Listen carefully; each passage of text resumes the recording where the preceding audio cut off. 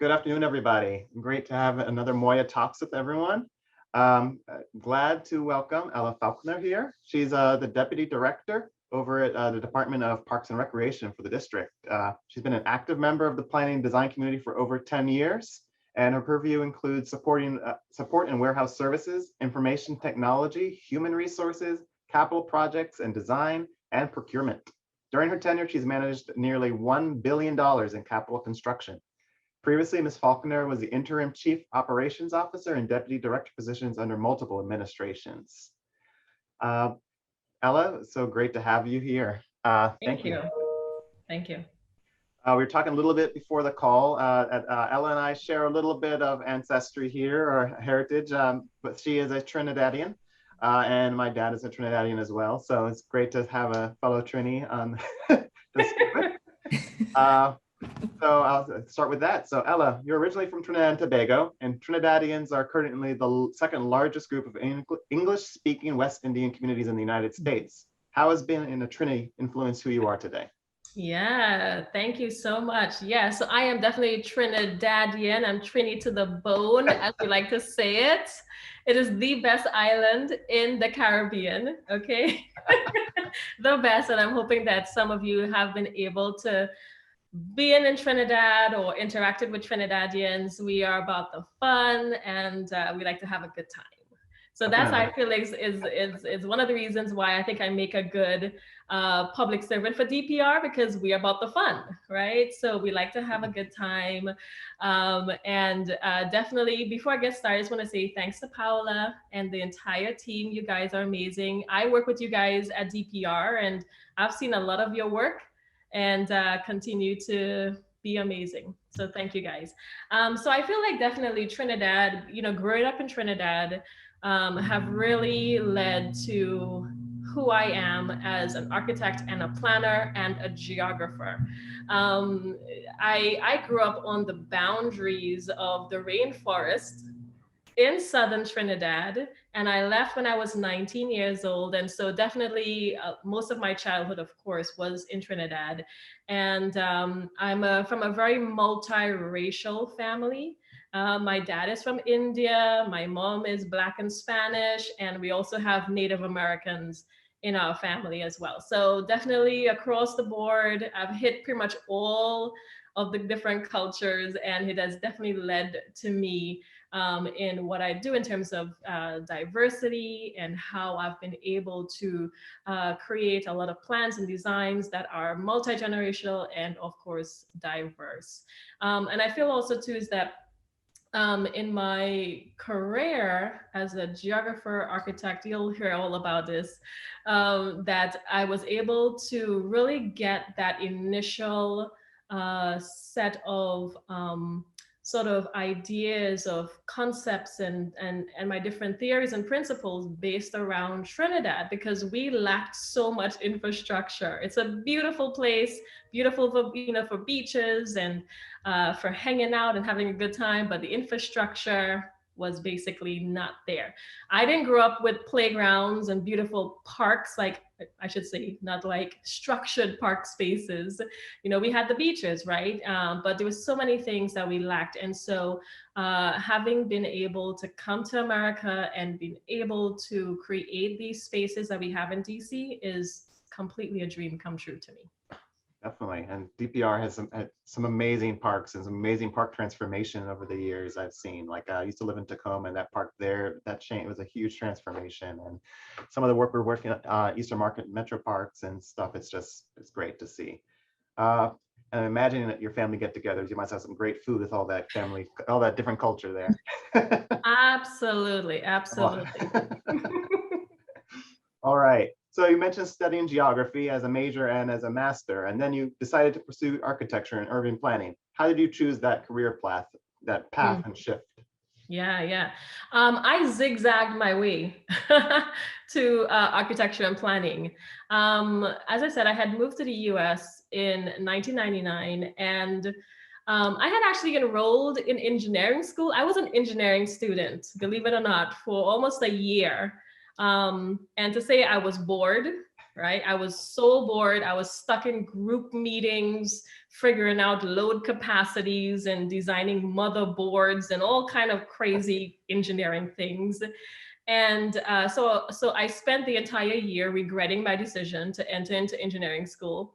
And one semester, I had an elective anthropology course. And that really kind of led me down a path to drop out of engineering school and really kind of focus my efforts on exploration. And so I had this amazing woman professor. She was like a drill sergeant. She actually made me cry a few times by some of the things that she told me. But the way that she taught and the way that she was, as I said, like a real drill sergeant type of professor. And she had me question everything that I ever learned previous. And she really truly changed my perspective on how I lived my life. And so it led me on a path where there was this one summer, she actually recommended me to attend to basically do a work study abroad program in the Yucatan Peninsula. And I was surrounded by architects, archaeologists, and geographers. They had just discovered this new Mayan village called Kiwik. And I remember this one summer, I was there in the rainforest blazing through and, digging and, dusting off ceramic shards and you name it. And during the day, we'd be out in the rainforest, and at night, we'd be having these great discussions under these amazing palapas, of course, in the Yucatan. And that's when I discovered that, you know what, I need to be an explorer. I need to be like Indiana Jones. I needed to do something exciting. I didn't want to just sit in a room and do engineering stuff. And so I really, when I came back after that summer, I actually went to VCU, Virginia Commonwealth University. And I told her, I was like, I think I'm going to become a geographer. And she completely supported it. And I graduated with my geography degree, kind of focusing on cultural geography in the Caribbean. And then after that, once I graduated, I actually worked at National Geographic for a year. And then after, I went on to graduate studies in geography at the University of Oklahoma. And then after I graduated with that, I decided to go a bit further. Rather than doing PhD and becoming a professor, I decided to get into architecture and planning with a focus on environmental planning as well as sustainability. I was studying brownfields, and it was such exciting. And that's where it sort of led me back to DC and working at DPR. That's awesome. That's an amazing career path. Like you said, a little bit of a zigzag, but it's you arrived. That's awesome. Yeah. So as deputy director, we mentioned earlier, you have nearly $1 billion in capital constructions that you've managed at DPR. What are the main projects in that portfolio, and how do you articulate the district sustainability's mission with those projects? Yeah, great question. So at any given point in time, DPR may have 70 over 80 capital projects.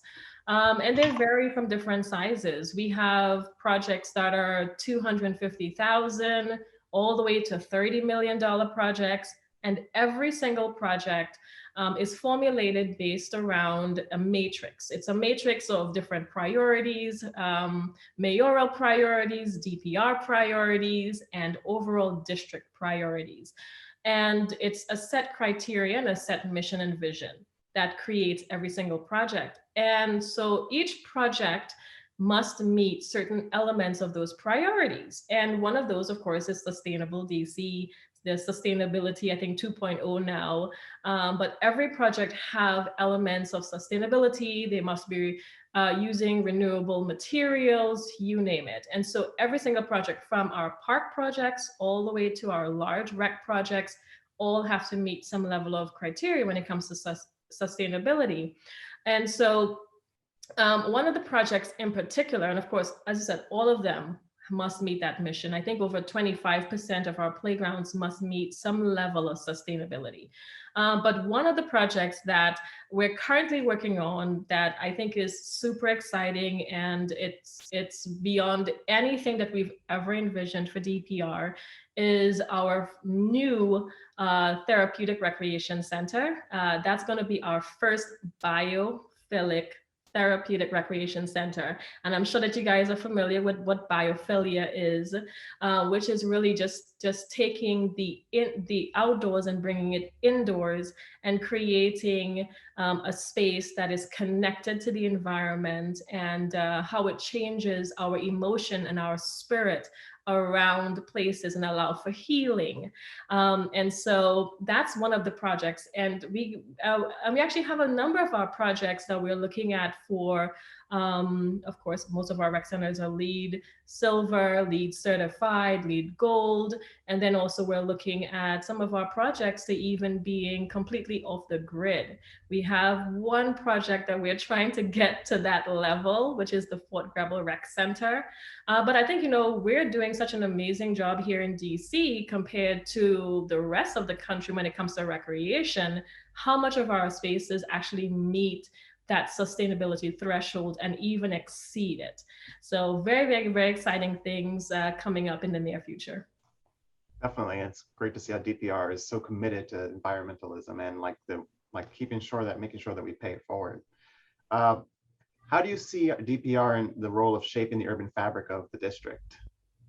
Yeah, so how it shapes it is, and this is very interesting because a couple of years ago, Trust for Public Land recognized that we were #1 park system in the nation, right? We were #1. I think now we're #2, but 2 years ago we were #1.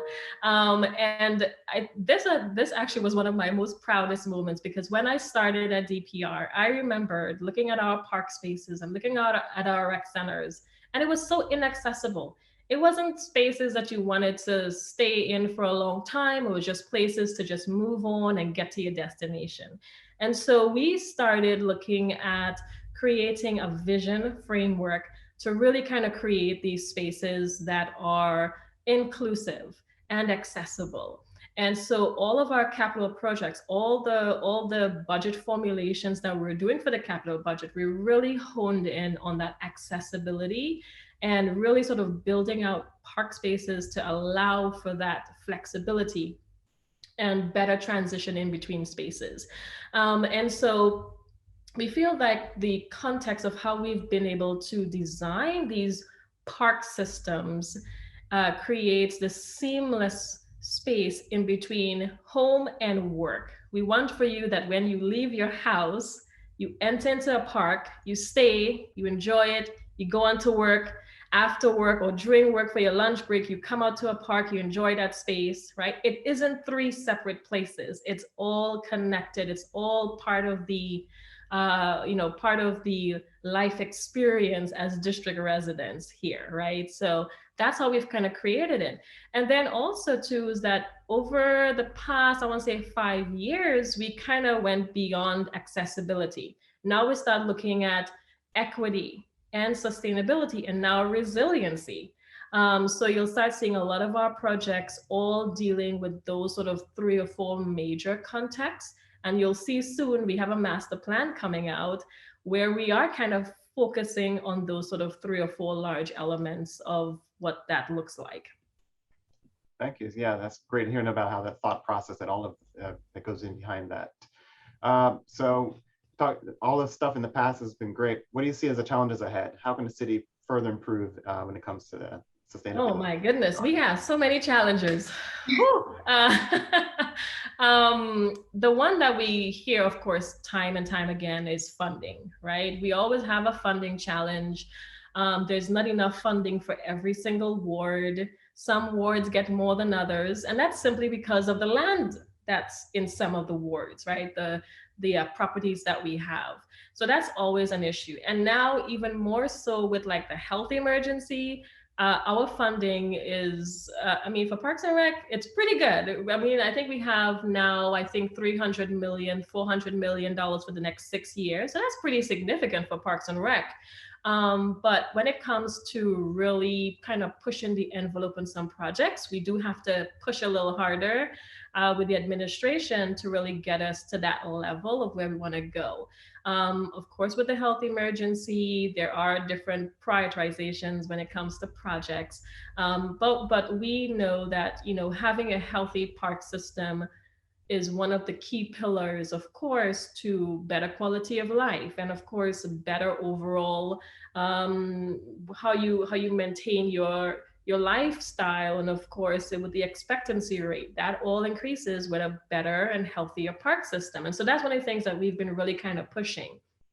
Also, equity is a big issue for us. It's always been a challenge, and it will continue to be a challenge. Just because we're unable to provide the same type of service, the same type of rec center, or the size of rec center in certain wards, just simply because of the land available to us. And then I think the biggest challenge now is the trend around this health emergency.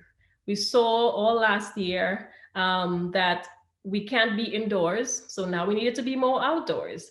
And even though we're called Parks and Rec, we focus as an agency a lot on indoor recreation. And so we needed to kind of pull back, rethink, re strategize what park spaces mean to us. And so now we're starting to build capacity in our outdoor spaces, looking at sort of outdoor wellness hubs and outdoor fitness, like true outdoor fitness, not just one or two pieces, but truly creating these spaces where people can actually congregate and still be socially distanced and still have a good time, but now kind of focusing more on those outdoor spaces. And then in our indoor spaces, allow sort of designing and building spaces that are a bit more flexible. So rather than having stationary walls, we're looking at accordion walls, right? Things that can be easily rolled up, rolled down to allow for maximum air flow and air quality, better air quality. That's some things that we now have to sort of look at in our master plan and designing it with DGS. How do we create those things? So those are kind of like, I think, our big challenges that we're seeing. Of course, there's more, but that's practically our most ones that we have. Thanks. Yeah, definitely. It's interesting here. There's a lot of interesting opportunities for growth there. So shifting gears a little bit. So you were recently selected as a U.S. delegate to represent DC in North Africa and had the chance to work with the government of Morocco on infrastructure planning and development. How did this opportunity come to be?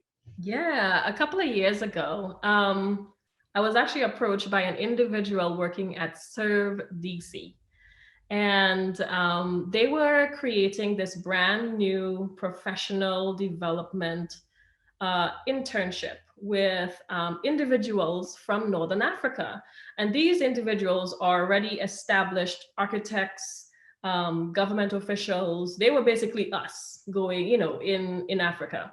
And so they had this partnership with Legacy International as well as the State Department, where DC agencies and DC businesses would host these professional interns. They would come for 4, 5, 6 weeks. They would stay with us. They would actually work on a project. And I actually hosted a architect from Rabat City in Morocco. And she worked exclusively on developing a facilities plan, guideline, I should say, a facility guiding document for DPR, focused on infrastructure. And she was amazing.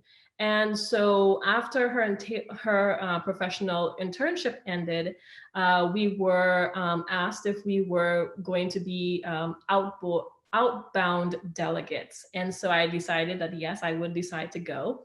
And so I went and spent 2 or 3 weeks in Morocco, and we went to many different cities all across Morocco, and we met with government officials there, and we spoke about different infrastructure projects in DC and how possibly it could be applicable to, you know, to Morocco. It's very challenging, of course, because what they value is not what we value, right? We value accessibility. a lot of accessibility. That's not what they care about. Public spaces. We love our public spaces. We love to have space. They're not so much. They're, it's very interesting. We know we have a lot of trees. They don't. So it was a lot of kind of sharing how we were building our infrastructure and how it could be applicable to Morocco. A great, great experience. Definitely sounds very interesting.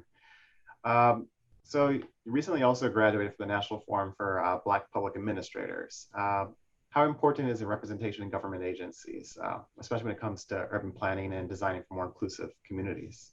Yeah, representation is extremely important, especially for young Black women. I have not, well, I haven't really met too many Black female urban planners or architects or even geographers. It's very, very challenging, and I know this firsthand because me being a supervisor, and when I'm trying to hire architects and urban planners and landscape architects for DPR.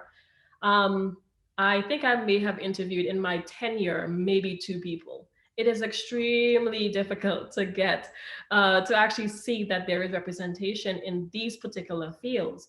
I joined NFBPA because I really wanted to be around minorities that were sharing the same struggles and opportunities that I was as a public official.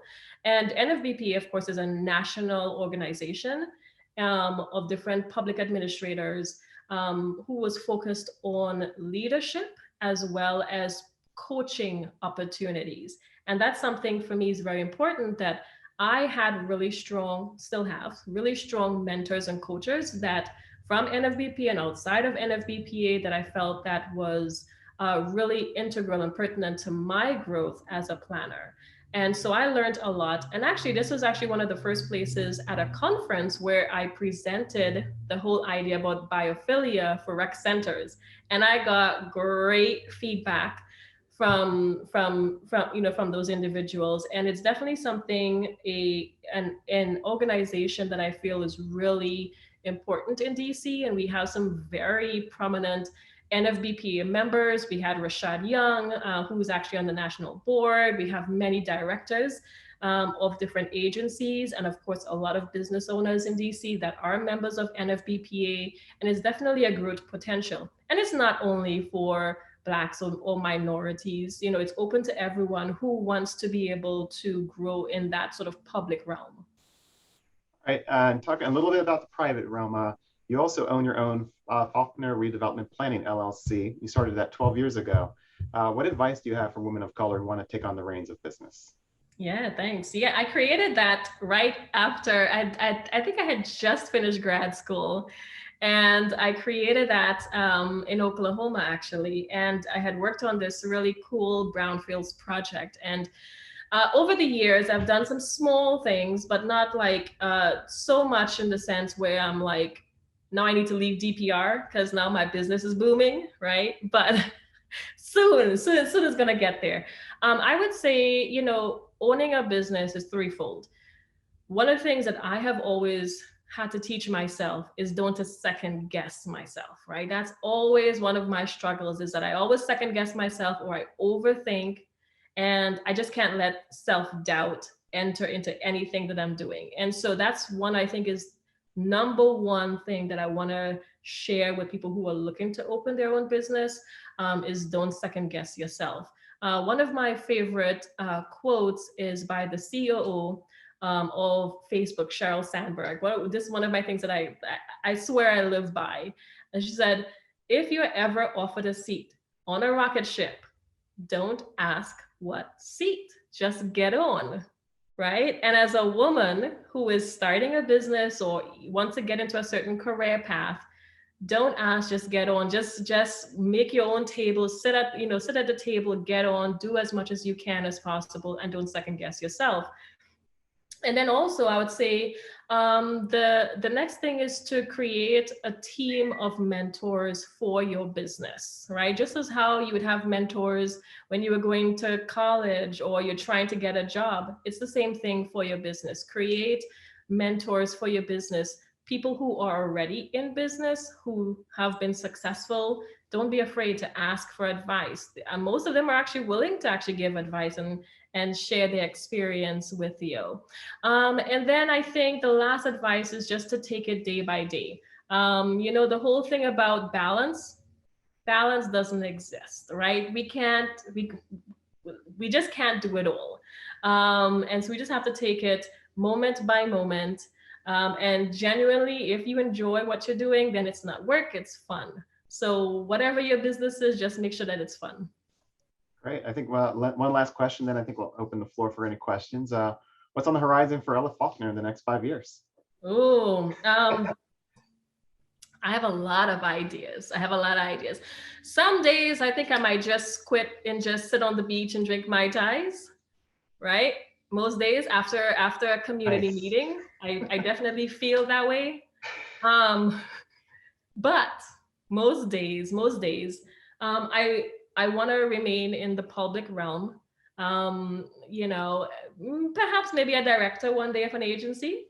Who knows, right? Maybe the DPR director. But I would definitely like to continue working on my consultant business, and not necessarily here in the U.S. I'm trying to go global. I'm trying to travel as much as possible. Perhaps go back to Morocco. There's a lot of these government officials that I still keep in contact with, and they always ask for advice on how to do certain things. And so, you know, taking it international. I've been to Thailand, and it's a beautiful city, and the infrastructure there is so unique. And of course, just, you know, just sort of taking it a little bit further. As I said, I am an environmental planner, but sort of looking at, you know, taking it into more biophilic planning and design, and really taking my consultant business to the next level, I think is definitely where I think the next 5 years is going to be for me. Great. We have a question from Paola. She says, of all the parks you've designed, which one was the most regarding? Ooh, so it's actually a park and rec. So I don't know if you've visited Palisades Recreation Center. So there is a playground that I designed about 6 years ago. And we created the playground to celebrate the history of Palisades. So, you know, Palisades there's a lot of like Native American history. And so all of the playground pieces actually look like Native American huts, and there's canoes, and there's different elements. And there is even the Potomac River that's embedded in the rubber surface of the playground. It's beautiful. And when you're there, you literally feel like you've been transported to a little tiny, you know, Native American village from the past. So that one's really beautiful. Thank you. I have to check it out. I haven't been to the Palisades Playground. I've been to It's several, but that beautiful. one I definitely will take my kids there, check it out. Let's see, I don't know if there's any more questions. I think one thing I'm just wondering, like, once we can get back to the parks, I think is definitely one of the things that we're looking forward to, and definitely like. The parks are open. The parks are open. All of our parks are open. All of our playgrounds are open. Some select rec centers are open, but coming in the next month or two, practically everything will be open and accessible. Awesome. That is great to hear. I think it's great that everything's opening back up. I got my first shot, so I just got to get my follow-up in a couple of weeks. Great. Well, thank you, Ella. I think it was great so much having you here. You've been very insightful and engaging, and I think everyone definitely speak for everyone here. Thank you so much for joining us this afternoon. Thank you. Hopefully you get to enjoy some of this beautiful weather and enjoy the weekend. Absolutely. Thank you again so much, everyone. Thank you, Paula. Thank you so much. Bye, guys. All right. Thank you now. Take care, everyone. Thank you. Thank you, Aura. Bye. Bye-bye. What the hell?